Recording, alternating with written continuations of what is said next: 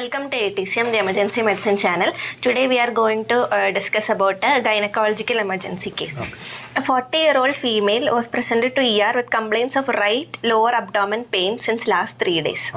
Initial 10-second assessment, patient was conscious, oriented and obeying commands. In a young female, right lower quadrant pain, abdomen quadrant pain, what are the differential diagnoses? It is from the most common causes. So you can talk about like common condition, then a very rare condition. Common cause can be a urinary tract infection, or it can be just a musculoskeletal pain. Since it is a right lower quadrant pain, it can be appendicitis. Okay. Then there can be ovarian torsion. Okay. Ectopic pregnancy can be there. Okay. Diverticulitis like symptom. Polycystic ovary disease is one of the most common condition which present with lower abdominal pain, either unilateral or bilateral, associated with menstrual periods. So menstrual period history is very important. Or it can be just a dysmenorrhea. Then it can be some ventral hernias. Okay. Ovulation pain. Ovulation pain. Okay. Pelvic inflammatory disease like that. So age is very important. Age of the patient is very, very important. Her airway was patent. There was no pooling of secretion, hoarseness or stridor. Breathing, her respiratory rate was 20 per minute with a saturation of 100% in room air. Air entry was bilaterally equal and chest exertions were normal. Circulation, her heart rate was 100. So during menstrual periods, lung can be involved in any of the conditions? In endometriosis, there can be pulmonary endometriosis. That time patient might have hemoptysis. Hemoptysis, pleural effusion, like patient can bleed into the pleural space, or pneumothorax. Okay, what it is called as? Ketamine. Okay. So heart rate was 110 per minute. Blood pressure was 120 over 70. So what is the reason for this high heart rate in this patient? Maybe because of pain, anxiety, but this patient also had fever, so maybe because of that. All peripheral pulses were felt equally and bilaterally. There was no active bleeding. Disability, her GCS was 15 over 15 and pupils were 2 mm bilaterally equally reactive, and her pain score was 5 by 10. Exposure, her temperature was 100 degree Fahrenheit. So adjuncts, 2 large bore IV cannulas were inserted. So how do you score the pain in emergency room? We can score basically numerical pain scale. If the patient is alert and patient itself is able to tell, we can give a numerical pain scale. Or there is a Lego pain score is there, or with the facies, patient's facial expression, we can score them. So we gave her 1 gram paracetamol IV. She was not asking for any more analgesics. Okay. This was her. So when you treating a pain in abdomen, why you are giving paracetamol? She had fever. It is having we are giving 15 mg per kg, so it will be having what are the additional abdominal types of pain you come across? Different types of pain. colicky pain can be there. Okay. Spasm. Normally colicky pain is the feature of spasm, abdominal spasm or any internal organ spasm present as colicky pain. So basically there are two type of pain, continuous pain and colicky pain. So what is the difference in treatment of colicky pain and continuous pain? We have to give antispasmodic in case of colicky pain. In colicky pain, it will not subside with paracetamol. It has to be a drug which can antispasmodic drug. What are the antispasmodic drugs you routinely use in emergency? Dicyclamin and Buscopan, cyclopan. All these things are colicky pain, anti-colicky pain. Okay. Ample history, there was no allergies. She was diagnosed to have retroviral disease 8 years back and she is on ART for that. And last known CD4 count is 363. Okay. Her last. What is the normal CD4 count? 1000 to 1500. Normally it's 500 to 1500. Okay. 500 is considered as normal. From that point onwards, it can be normal. But normally, what in a normal person maybe 1200 to 1500. Okay. So it's slightly lower. Yes. Last meal was 6 hours back. LMP was 15 days back. Events, she had occasional vaginal discharge since last 2 to 3 months back, associated with itching, but there was no purulence. When you're taking about vaginal discharge, what are the histories you are supposed to take? Vaginal discharge, if it is associated with any itching, fever, or any pus discharge is there, or if it is if the patient has associated dyspareunia or a postcoital bleeding or anything. Color of the discharge. Color and smell is very important because different type of organism produces different type of color and smell. Bleeding associated bleeding is very important. So she had this vaginal discharge since last 2 to 3 months back. So my right lower abdomen pain since 3 days associated with high grade fever with chills and rigor. She also had 2 to 3 episodes of vomiting. She was taken to an outside hospital and they suspected urinary tract infection and they did a urine routine which was normal. There was no pus cells or bacteria in that. So she was discharged with aceclofenac and paracetamol. Later her pain worsened and she was again readmitted there. That time when they checked her, total counts were 14,000, CRP was 185 and creatinine was 1.2. Previously it was 0.8. Then they did a CT abdomen which was showing right ovarian query torsion with inflamed bowel. Ovarian torsion, can it be picked up by ultrasound?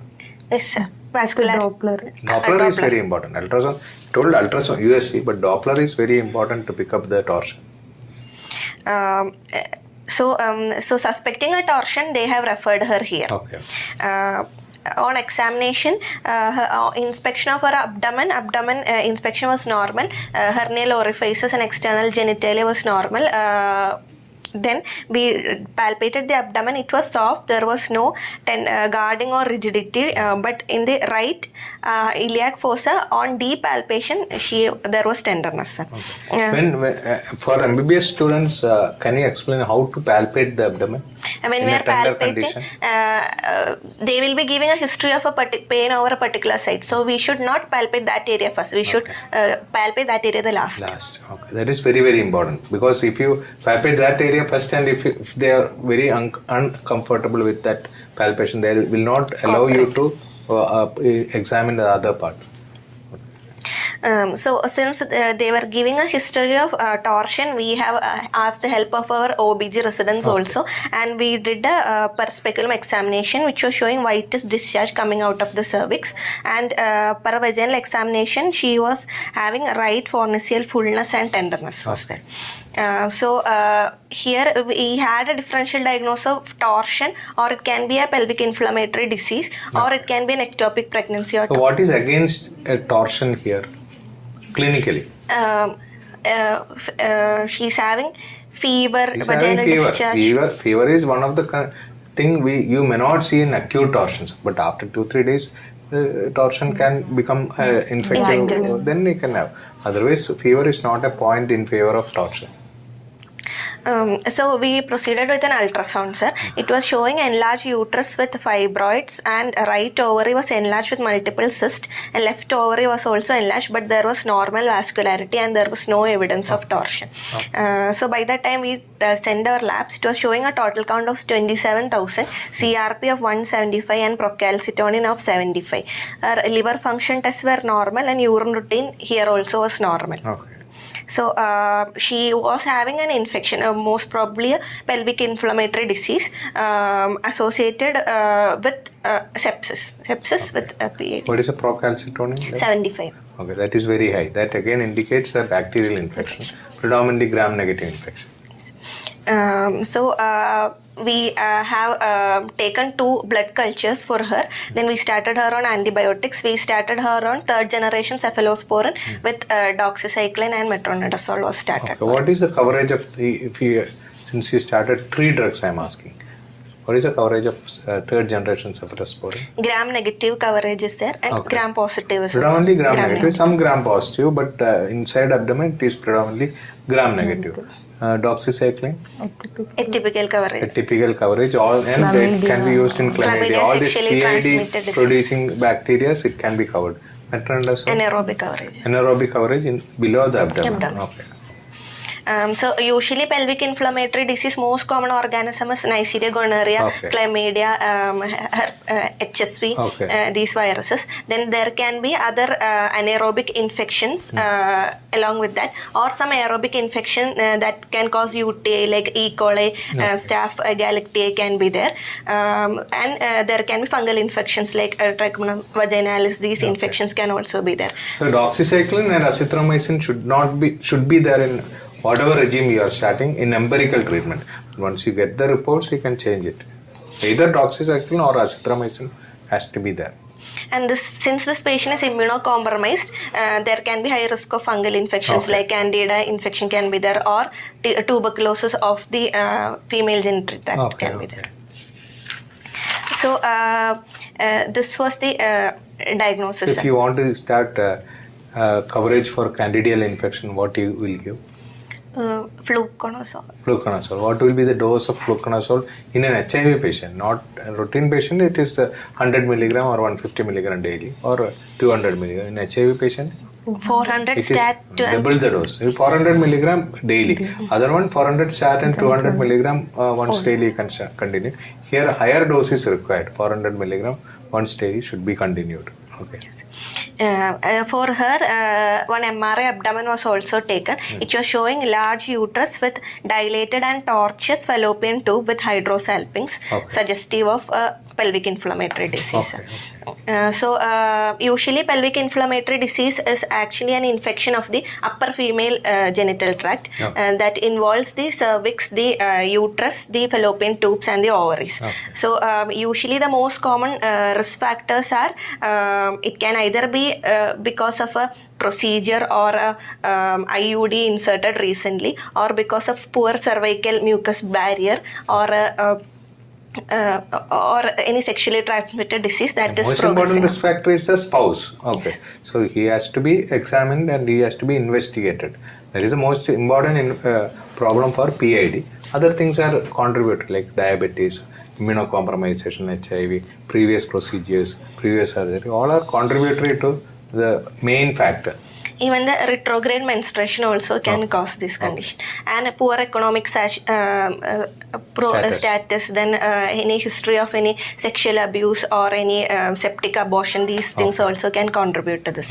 So the long-term complication is that they might be having chronic pain, recurrent PIDs, and tubal infertilities can be there, and ectopic pregnancies are the problem. So that should be treated. So usually we can treat with oral antibiotics, but if this patient is having some features of sepsis or any tubo-ovarian abscess or associated fever, or if they are not able to take medication, adherent to the medication, then only we will have to admit these patients along with the treatment of the spouse. So usually as we discussed, we will have to give the 3 antibiotics, or we can give levofloxacin with metronidazole. That can also be given. What is the coverage of levofloxacin? Gram positive and negative. It covers most of the thing. Gram positive it covers, gram negative it covers, it covers atypical, it covers anaerobes. So everything will cover, but doxycycline has to be, or metronidazole has to be added since it is a severe infection. Then diagnostic criteria, usually if this patient is presenting with a complaint like this, and if there is any cervical tenderness or the fornicial tenderness, we will have to suspect that. Then we will have to send for the lab investigation. If there is a fever or any vaginal discharge or any elevated ESR or CRP, then we will have to consider this, and we will have to go for a scanning. And if the scan is showing a picture of a hydrosalpinx or an abnormal looking fallopian tubes which are adherent to the uterus, this is a confirmatory diagnosis for the pelvic inflammatory disease. What happened to the culture report? So blood cultures were sent, sir. Blood culture was showing E. coli, which was sent. Both samples or one sample? One sample only was showing E. coli. So how do you treat that? What is the report? Is it ESBL positive or ESBL? It was MDR E. coli, which was sensitive to Magnex, piperacillin tazobactam and imipenem. Okay, what we started? So we initially gave her cefuroxime, which was changed to Magnex. It was resistant to cefuroxime. Magnex is cefuroxime sulbactam. Okay. What is ESBL? You have to see whether it is ESBL positive or negative when you are getting a E. coli report, especially in the abdomen. Extended spectrum beta lactamase. What is the problem of ESBL? We will have to give higher coverage like That means beta lactam antibiotics will not be working. Like your Magnex will not work. Okay, ceftazidime sulbactam will not work. Okay, then even if it is sensitive, showing sensitivity in report, if it is ESBL positive, ceftazidime sulbactam will not work. In that case, you have to go for piperacillin tazobactam or meropenem or whatever it is. But still, levofloxacin can be, if it is sensitive, it can also be continued. Okay. Then we monitored this patient, sir. She became symptomatically better and there was no pain, and her repeat procalcitonin was 18. Then she was discharged on the 7th day with antibiotics because we will have to give treatment for 14 days. 14 days triple coverage antibiotic is required. So we discharge her with IV oral antibiotics. Okay. Ideally we should treat the spouse also, because infection can go from female to male and male to female. Both sides are possible. So even if it is negative, better to treat the spouse because both are retrovirus positive. So better to treat both of them. Okay. Should we continue the antiretroviral therapy during this admission? Yes, sir. Yes. Okay. Why should we continue? Because immunity should not stop. Even one day stopping can produce resistance to the antiretroviral therapy. So it is better to continue the drug even if the patient is sick due to some other reason. So we should continue the treatment. What antiretroviral therapy she is taking? She was getting a tenofovir, dolutegravir and lamivudine. Okay. What are the complications of tenofovir in renal system? Tenofovir. Renal dysfunction can be there. It can produce renal dysfunction. If the patient is developing renal dysfunction, we have to stop the drug and switch to some other drug like abacavir or something else. Okay. Otherwise, continue the treatment. What are the complications of ART when we are admitting patient in ICU? It is not related to that, but when we are admitting a patient in ICU, what are the complications you can see in patient due to antiretroviral therapy? Lactate can be so that is the only problem what we can observe. Many of these drugs like tenofovir, lamivudine, all can produce high lactate. So sometimes they can produce lactic acidosis. In that case, we have to change the drug to some other combination. Otherwise, we have to continue. Okay. What happened to this patient? This patient was symptomatically better and she was discharged with oral antibiotics. Okay. ART is continued. Continued, sir. So there is no fungal infection. No. Okay. Okay. Thank you.